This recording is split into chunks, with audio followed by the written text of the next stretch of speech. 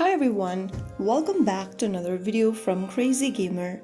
Today in this episode we will be learning how to download and install Xbox application on your Android device.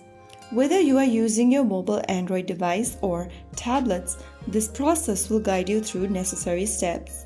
First of all, make sure that your device is connected to a stable internet and then launch open Google Play Store.